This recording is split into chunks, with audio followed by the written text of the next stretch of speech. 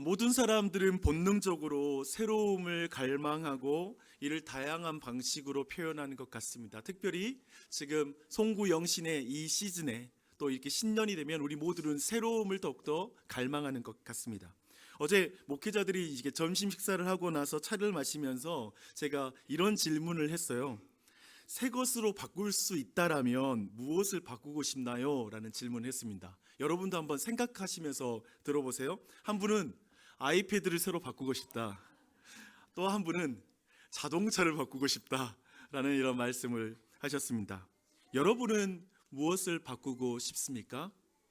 많은 분들이 지금 나를 불편하게 하는 것, 그것을 바꾸고 싶고 이것만 있다면 내가 더 행복해질 것 같아, 더 행복하게 만들 수 있을 것 같은 것으로 바꾸고 싶다라는 생각을 할 것 같습니다. 학교와 회사를 너무 가기 싫을 정도로 지금 힘들다면 새로운 학교로 전학하고 싶고 학교를 바꾸고 싶은 거죠. 또 한편에 새로운 회사로 바꾸고 싶다라는 생각을 갖는 사람도 있을 수 있을 것 같습니다. 그런데 한번 생각해 보십시오. 학교와 회사가 힘든 것은 아마도 그곳에서 만난 친구들과의 관계가 어렵고 또 한편에 직장 동료와의 관계가 너무 힘들기 때문이 아닐까라고 생각이 듭니다. 그렇다면 사실 우리는 깨어지고 상처가 난 관계를 새롭게 하고 싶지만 그렇게 할 수 없는 무력감을 느끼면서 환경을 바꾸어 달라라고 하는 기도를 드릴 때가 있는 것이죠. 그렇게 새롭게 되고 싶다는 생각을 갖기도 합니다. 그리고 어떤 분은 이 자리에서 이런 새로움을 원하는 사람도 있을 것 같아요. 나는 내가 새롭게 됐으면 좋겠습니다. 색안경을 쓰고 세상을 보면 모든 것을 그 색으로 보이는 것처럼 내가 어떻게 보느냐에 따라 다르잖아요. 내가 변화되지 않고는 환경이 변화되는 것이 큰 의미가 없다고 생각해요. 또 한편에 내가 변화되면 모든 관계도 새롭게 될 수 있는 것 아닐까요? 이렇게 생각하면서 지금 가장 시급한 건 내가 새로워지는 거야. 내가 변화돼야 돼. 내 눈이 바뀌어야 돼. 라고 이렇게 생각하는 분이 이 자리에 있을 것입니다. 우리는 기회가 주어진다면 그리고 가능하다면 우리는 바꾸고 싶은 물건, 학교와 일터라는 환경, 새롭게 하고 싶은 관계와 사람들, 그리고 그 사람들 중에 내 자신이 포함된 그것을 원합니다. 변화를 원하는 것이죠. 왜냐하면 그 모든 것은 방금 말했던 이 모든 종류의 변화를 원하는 그 모든 종류들은 시간이 지나면 상처가 나고 깨어지고 고장이 나는 것들인 것 같아요. 그래서 우리는 끊임없이 새로움을 갈망하게 되는 것 같습니다. 하지만 깨어지고 고장난다고 해서 다 새 것으로 바꿀 수는 없는 것 같습니다. 그렇지 않나요? 값싸고 작은 그릇이 깨어지면 우리는 손쉽게 바꿀 수 있죠. 하지만 비싼 자동차는 어때요? 한번 고장난다고 해서 바로 바꿀 수는 없죠. 고쳐서 써야 될 것입니다. 하지만 고칠 수 없을 정도로 망가져 버린다면 우리 모두는 새 것을 사야 합니다. 그런데 고칠 수 없을 정도로 망가져도 포기해서는 안 되는 것들이 있는 것 같아요. 그것은 사람입니다. 사람은 그래요. 사랑하는 사람이 마음과 몸에 고장이 나더라도 우리는 끝까지 그걸 포기할 수 없죠. 내 자녀가 몸이 아프면 끝까지 포기해서는 안 돼요. 마지막까지도 포기할 수 없는 종류의 것들이 있습니다. 우리 모두는 시간이 지나면서 흠집이 난 그런 여러 부분에서 새로움을 갈망하고 있을 것입니다. 이제 학교에 들어가서 이제 대학교 가서 2년 3년 지나면 그때 갈망하는 새로움이 또 있겠죠. 이미 흠집이 난 생활이 어떻게 새로워질 수 있을까요? 이미 흠집이 나버렸잖아요. 그걸 어떻게 새롭게 할 수 있을 것인가? 라는 질문은 너무나 우리 모두가 풀고 싶은 질문인 것 같습니다. 저는 특별히 저는 2004년과 2005년에 중국에서 1년 6개월 동안 이렇게 지낸 적이 있거든요. 처음에 제가 중국 가서 유명한 식당에 가서 깜짝 놀란 게 있었습니다. 한번 그림 보여줄 텐데요. 식당 그릇이 여기저기 깨지고 흠이 많았기 때문입니다. 되게 유명한 식당이었는데 이 그릇이 여기저기 깨져 있는 거예요. 근데 그걸 사용하고 있더라고요. 한국에서는 조금만 흠집이 생기면 그냥 버리니까 또 그런 식기를 사용하면 실례잖아요. 근데 중국은 그렇지 않더라고요. 그 이유가 되게 흥미로웠습니다. 깨진 그릇은 그 식당이 오랜 세월 동안 손님을 많이 맞아왔음을 상징하는 거래요. 그래서 깨진 그릇이 음식 맛과 서비스와 신뢰성을 상징하는 것이라서 그렇게 깨진 그릇을 계속 사용한다고 합니다. 따라서 중국에서는 낡고 깨진 그릇은 가게의 전통과 역사를 상징하는 거예요. 그래서 그대로 사용하는 것이죠. 그래서 심지어 제가 이런 말 들었어요. 이제 새 그릇을 사잖아요. 일부러 그릇을 깨는 경우도 있대요. 흠집을 내는 경우도 있다고 합니다. 그래서 그렇게 의미를 알고 나자 흠집이 난 그 그릇이 제 눈에 새롭게 보이더라고요. 여러분, 그 순간에 제게 어떤 일이 벌어진 것입니까? 그릇이 새 그릇으로 바뀐 것은 아니죠. 그래서 그것이 새롭게 보이는 게 아니죠. 흠집 많은 그 그릇을 보는 나의 관점이 완전히 바뀌게 된 것이었습니다. 어제는 2024년도 12월 31일이었습니다. 오늘은 2025년도 1월 1일입니다. 새로운 해가 됐어요. 그런데 어제와 오늘 그리고 작년과 그리고 올해 무엇이 새롭게 된 것입니까? 흠집이 많은 물건들과 여러분 집에 있는 환경들 여러 가지, 또 다른 사람들과의 관계에서 바뀐 것이 있습니까? 어제와 오늘 그 바뀐 게 있어요? 하지만 우리 모두 흠집난 모든 것이 새롭게 되기를 바랄 거예요. 분명히 올해는 좀 새롭게 되기를 바랄 것입니다. 어떤 이들은 새롭게 보기를 원할 것입니다. 새로운 관점으로 보고 싶은 사람이 이 자리에 있을 거예요. 어떻게 그런 일이 가능할까라는 질문을 해보는 것이죠. 어떻게 우리는 새롭게 볼 것인가? 제가 중국에서 흠집난 그릇에 대해서 새로운 관점을 갖게 된 것처럼 이 시간에 우리 모두는 사실은 에레미야서를 통해서 이 새로운 관점에 대해서 여러분 갖게 될 것 같아요. 한번 그 말씀을 한번 보게요. 사실 이 에레미야 선지자가 오늘 말씀을 전한 이때는 이스라엘이 바벨론에게 멸망한 직후입니다. 생각해 보세요. 이스라엘이라는 나라가 그릇이 깨져버린 거예요. 그 나라라는 그릇 자체가 완전히 깨진 거예요. 흠집이 난 것이 아니라 완전히 산산조각 났다고 말할 수 있는 상황이죠. 다 깨진 거예요. 예루살렘 성벽은 무너졌습니다. 사랑하는 가족들 중에 죽은 사람들도 있었고요. 한편에 포로로 끌려가서 온 가족이 뿔뿔이 흩어지는 상황이 됐습니다. 진짜 생이별을 하는 거예요. 다 깨지는 거예요. 사람들의 마음이 완전히 붕괴됐죠. 그런 상황에 처하면 모든 마음이 붕괴되는 것이죠. 무한에 하루아침 하루 저녁에 가족들을 다 잃고 나서 지금 완전히 깨져버렸겠죠. 모든 마음이 붕괴됐을 거예요. 흠이 난 것이 아니라 산산조각 났다라고 하는 상황이 지금 이 이스라엘의 상황입니다. 심지어 하나님에 대한 신뢰까지 다 깨져요. 그러니까 근본적으로 인간들은 모든 관계와 환경이 깨지면 하나님을 향해서도 그 관계도 깨지기 마련입니다. 그래서 예레미야 선지자는 이렇게 말합니다. 하나님은 내 몸을 찢으셨습니다. 하나님은 나를 관역으로 삼고 화살을 쏘고 계시네요 라고 말합니다. 18절에서 예레미야는 나의 힘과 여호와께 대한 내 소망이 다 끊어져 버렸습니다 라고 자신이 하나님과의 관계마저도 깨진 것 같다라고 토로하고 있습니다. 이 모든 상황을 한마디로 말하면 새로움을 갈망할 수 있는, 기대할 수 있는 어떤 상황도 아니다, 전혀 새로움을 갈망할 수 있는 상황이 아니다라고 이렇게 정의할 수 있을 것입니다. 물이 다 쏟아지면 주워 담을 수가 없죠. 그 느낌, 사람 말 다 쏟아지고 어떤 의미에서 다 깨지고 나면 산산조각이 난 관계 앞에 우리가 느끼는 느낌, 그리고 나서 아무리 이 산산조각 난 것에 아무리 의미를 부여해도 어쩔 수가 없다, 이걸 수습할 수가 없다라고 하는 그 느낌이 드는 것이죠. 돌아가서 실수를 줄이고 싶지만 시간을 돌릴 수는 없잖아요. 그러한 절망감이 지금 이 이스라엘 민족에게 있는 것이죠. 사람들은 이 상황에서 하나님으로부터 오는 새로움을 기대하는 것이 아니라 새로운 환경에 적응하기 시작합니다. 잘 들어보십시오.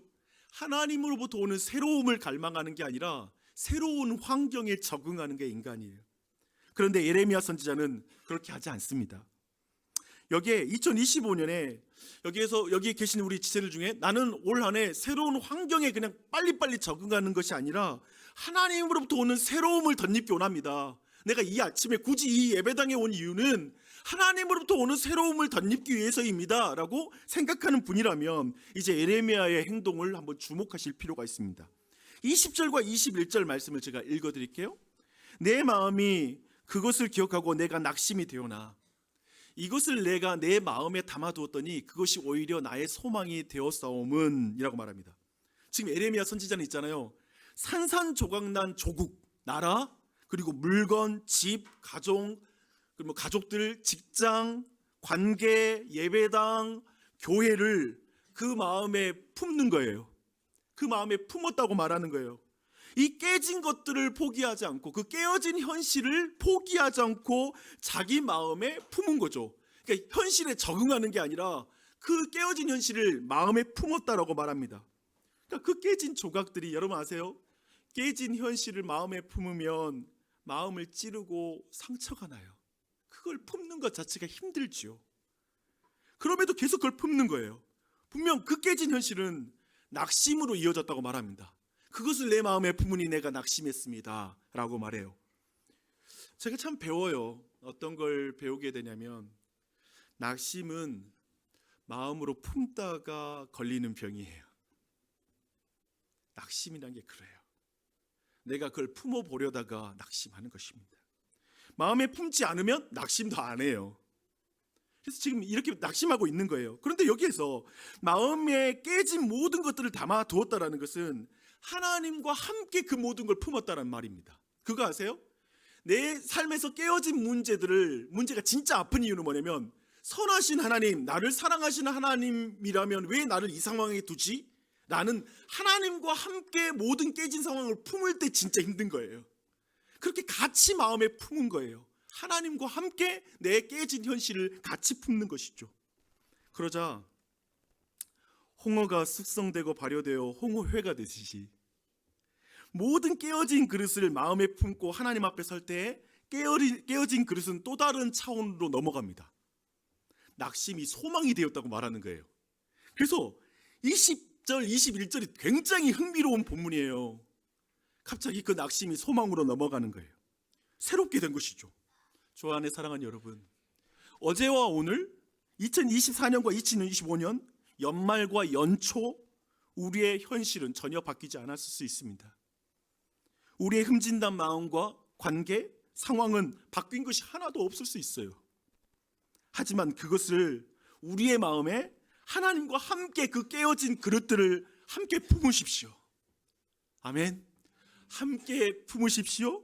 시간이 걸릴 수는 있으나 결국에 낙심이 소망으로 변화될 것입니다. 하나님이 일하십니다. 이 사실을 믿고 시작하는 것이죠. 만약에 여러분이 그저 올 한해의 새로운 환경에 적응하는 것이 아니라 하나님으로부터 오는 새로운 마음을 갖기 원한다면, 여러분의 깨어진 현실과 그 흠집난 삶을 하나님과 함께 마음에 품으십시오. 그 은혜가 넘치길 바랍니다. 그리고서 낙심이 소망이 되는 것에 이제 진정으로 필요한 건, 그런 의미에서 시간이 필요한 게 아니에요. 시간 지나면 낙심이 소망이 되는 건 아니에요. 또 한편에 우리의 정신력으로 긍정적인 사고방식으로 낙심이 소망이 되는 게 아니에요.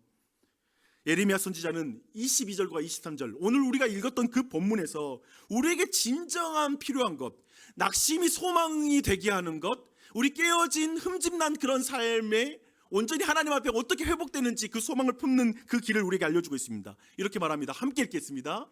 여호와의 인자와 긍휼이 무궁하심으로 우리가 진멸되지 아니함이니라.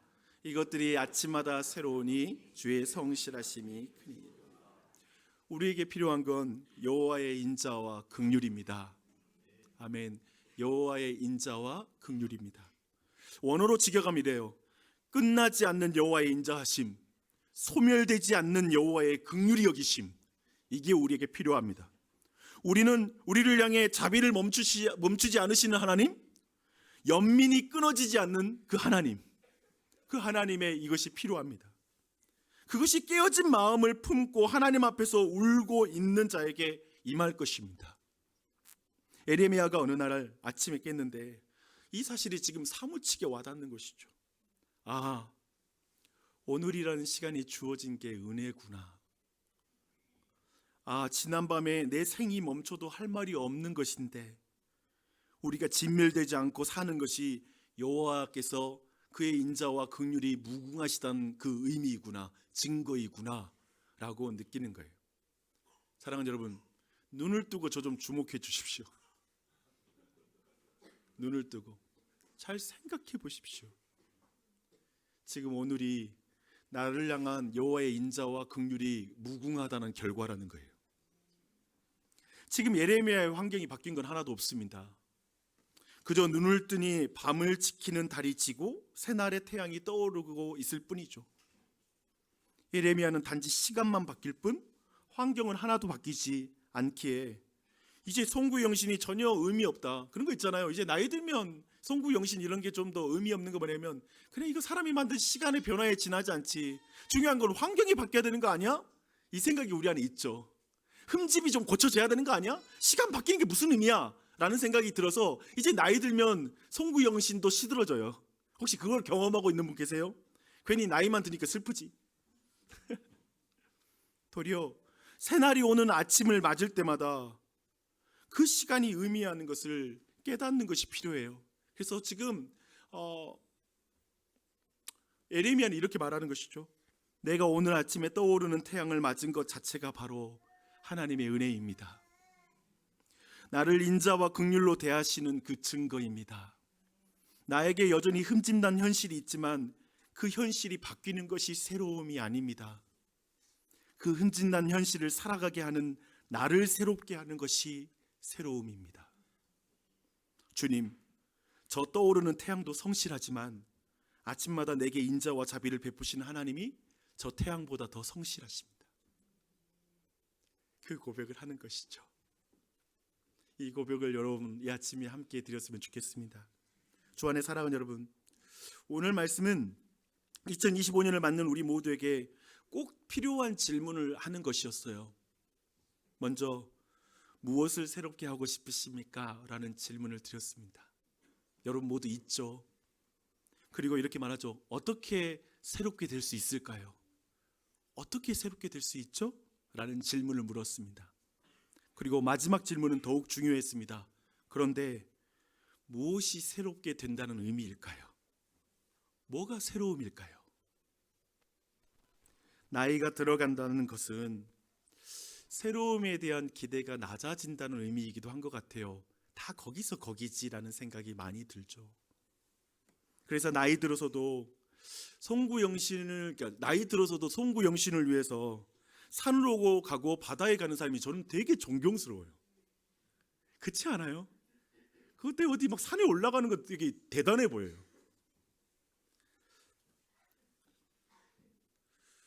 여러분, 다시 흠집난 그릇을 좀 주목했으면 좋겠어요. 흠집난 그릇을 새 그릇으로 바꾸는 것만이 답은 아니죠. 사람은 그릇과 다르니까요.